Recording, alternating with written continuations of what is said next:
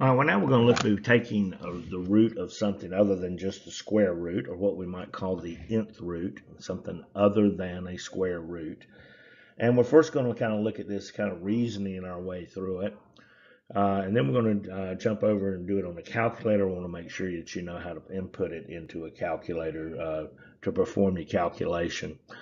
And as you do more and more of these, there's a lot of these that you'll be able to recognize just because you've worked with it so much. For instance, like this first one where we're taking the cube root of 64. And if we know our multiplication tables real well, and let's think about it like this. I could look at that 64 and say, okay, well, 64 is divisible by 2, and that's 32. But 32 is not a perfect square. I'm trying to figure out what can I divide 64 into that might give me, since this is a cube root, that might end up giving me a perfect square. And if I think about, okay, well, if well, 2 will go into 32 as well, so what about 4? Well, 4 go into 64. And so 60, it would, and that would give me 4 times 16. Let me change this color. I don't like this.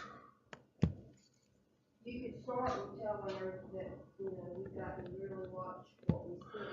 And so 16 is 4 squared, so which is, it would be 4 times 4 times 4.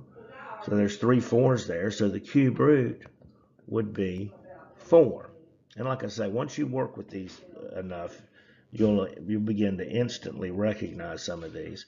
Now this second one might be a little bit easier to think our way through. I got 10,000. The fourth root of 10,000, so it's some kind of power of 10 or 100. So let's see, 10 times 10, so 10 squared is 100, and 100 times 10, that'd be the third power, is 1,000, and 1,000 times 10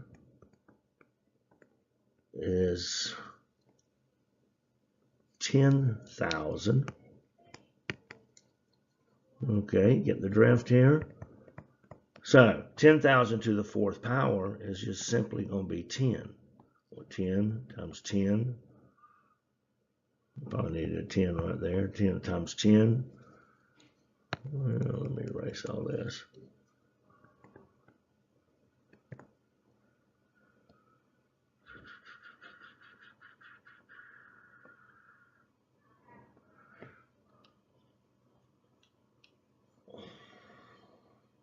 Yeah, 10 to the first times 10 is 10,000.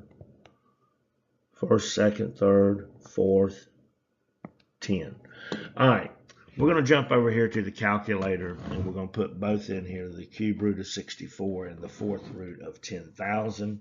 Just want to make sure that we understand how to do this. It'll make our lives a whole lot easier as we're taking the nth roots of various numbers. All right, so we're over here on the TI-84 calculator, and first we're going to take the cube root of 64. So I'll go in here and I hit the math button, and if I look at option 4, it gives me the cube root, and so I can just hit, when I'm doing cube root, I can just hit option 4, math option 4, put in 64 here, hit enter, and it is going to be the cube root of 64 is 4.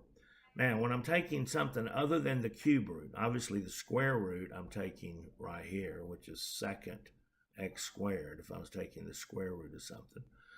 But if I'm taking something other than a square root or a cube root, I hit math, I go to option 5. And this is going to give me a box I can put in. So this time I want to put the fourth root of 10,000, 10, 1, 2, 3, hit enter. I should get 10, and I do. All right.